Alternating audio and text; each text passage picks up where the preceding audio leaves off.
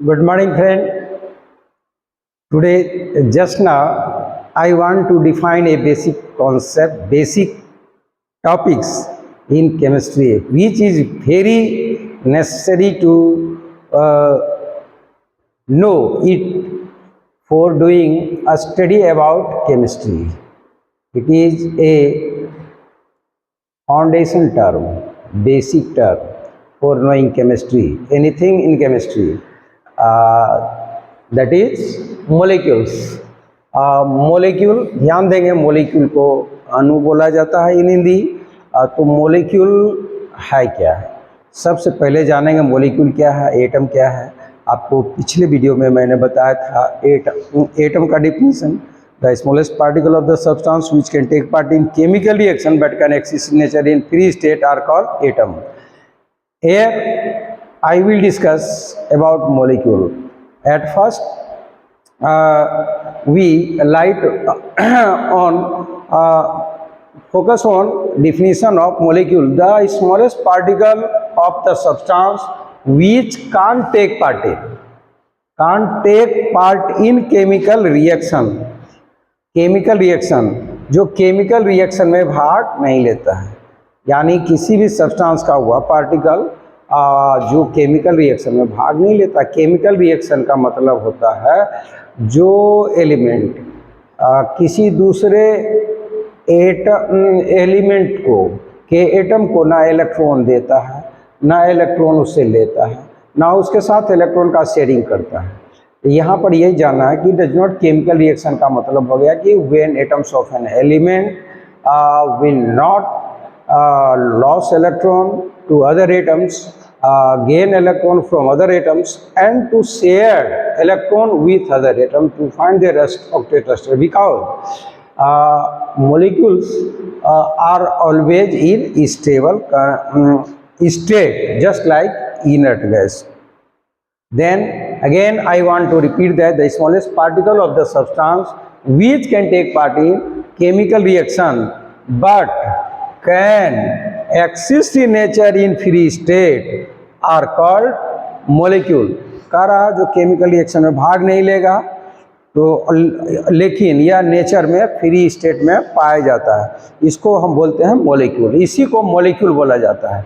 इसका एग्जाम्पल मैं देकर बताना जा रहा हूँ, आप डिफिनीशन लिख लीजिए, मैं साइड हो जाता हूँ। क्या फिर से मैं रिपीट कर दे रहा हूँ, the smallest particle of the substance which can take part in chemical reaction but can exist, the smallest particle of the substance which can't take part in chemical reaction but can exist in nature in free state are called molecules. As for example, we are keeping oxygen molecule O2. O2 means what? आप यहाँ पर जानेंगे O2 means element of oxygen gas in which two atoms of oxygen are present. Two atoms of oxygen are present. At first we should think about individually. देखिए एक oxygen का atomic number 8 होता है और ऐसा ऐसा दो ऑक्सीजन एटम है, तो हम दोनों का 8 और इसका इलेक्ट्रॉनिक कॉन्फ़िगरेशन लिखेंगे 2,6, इसका भी हो गया 2,6। अब थोड़ा सा इसका हम ऑर्बिटल डायग्राम बना देते हैं। देखिए ये ऑर्बिटल डायग्राम, ये 8 इलेक्ट्रॉन ऐसे रहता है, ये 1s2 2s2 2p4, तो वह 2s 2p4। अब देखिए s के ये ऑर्बिटल में 2 इलेक्ट्रॉन, p में 4 है, तो ऐसे लिख दिए। अब ध्यान देना 2 इलेक्ट्रॉन देखिए अनपेयर्ड है, क्या चीज़ है? अनपेयर्ड। इस अनपेयर्ड इलेक्ट्रॉन को हम यहाँ पर दिखा रहे हैं। देखिए दो जो पेयर है उसको ऐसे लिख देंगे 2 और 2 2 4, और अनपेयर को क्रॉस से दिखा रहे हैं। फिर इसी तरह से इस ऑक्सीजन, चूंकि एक ऑक्सीजन मॉलिक्यूल में 2 एटम ऑक्सीजन होता है, तो दोनों एटम का हम दिखा रहे हैं। इसको 2 इलेक्ट्रॉन चाहिए और दोनों को, तो यहाँ 2 और 2 4 और 2 अनपेयर्ड इलेक्ट्रॉन। ध्यान देना ये पेयर्ड है, 2 पेयर 2 पेयर। पेयर वाला इलेक्ट्रॉन केमिकल रिएक्शन में भाग नहीं लेता है। इसके पास जो अनपेयर्ड इलेक्ट्रॉन है वही किसी के साथ साझा करेगा। तो देखिए इसका 2 इलेक्ट्रॉन, मैंने इसको 2 इलेक्ट्रॉन चाहिए, यहाँ 2 2 4 1 5 1 6 है। अगर यह इलेक्ट्रॉन जो अनपेयर्ड है वो किसी के साथ शेयर कर लेता है दोनों, तो 8 हो जाएगा, तब यह हो जाएगा इनर्ट गैस, नियॉन के जैसा। इसके लिए क्या करेगा, 2 इलेक्ट्रॉन शेयर किया। आप देखिए ये हो गया 2 2 4 2 6, और 2 unpaired electron of other oxygen atom shared with two unpaired electron of first oxygen atom। अब इसके पास हो गया साझा लगा के, शेयरिंग इलेक्ट्रॉन लगा के 8, उसी तरह से ये शेयरिंग इलेक्ट्रॉन इसके लगा के 8 हो गया। दैट मीन्स और अब इसको इलेक्ट्रॉन की जरूरत नहीं है, चूंकि इसके पास जगह ही नहीं है, इसलिए यह अब कहलाएगा स्टेबल।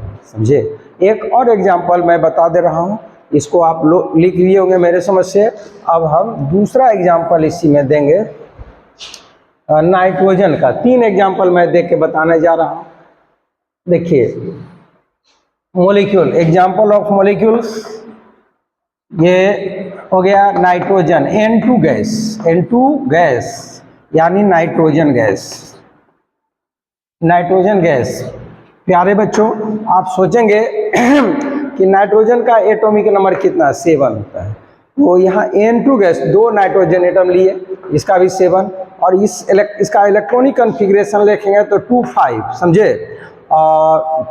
ये ऐसे लिखते हैं 1s2 2s2 2p3। अब देखिए इसका हम लास्ट सेल, यानी लास्ट सेल यही कहलाता है, और 2 सेल नंबर 2 में होना चाहिए इतना इलेक्ट्रॉन, 2 × n स्क्वायर, n हो गया 2, यानी 2 × 2 का स्क्वायर 8 होना चाहिए, लेकिन है कितना 5 ही, 3 इलेक्ट्रॉन और चाहिए। इसको हम क्या करेंगे, ये ऐसे देखिए ये दिखा दिए, और ये 1 2 3। अब देखिए 8 होने के लिए इसको 3 इलेक्ट्रॉन चाहिए, यानी नाइट्रोजन के लास्ट सेल में जो 7 इलेक्ट्रॉन है टोटल, ये 5, इसको अभी चाहिए 3 electron.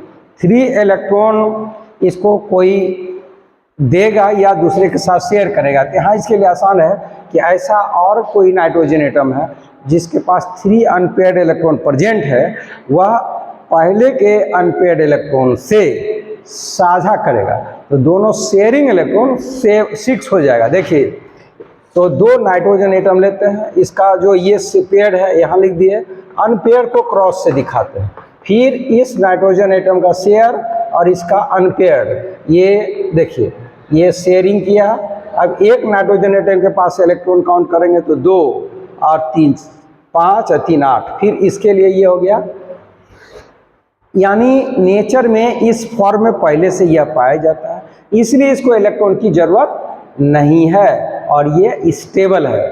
That means nitrogen molecule is always stable because 2 nitrogen atom in a nitrogen molecule share 3 electron by each to find their octet structure just like inert gas.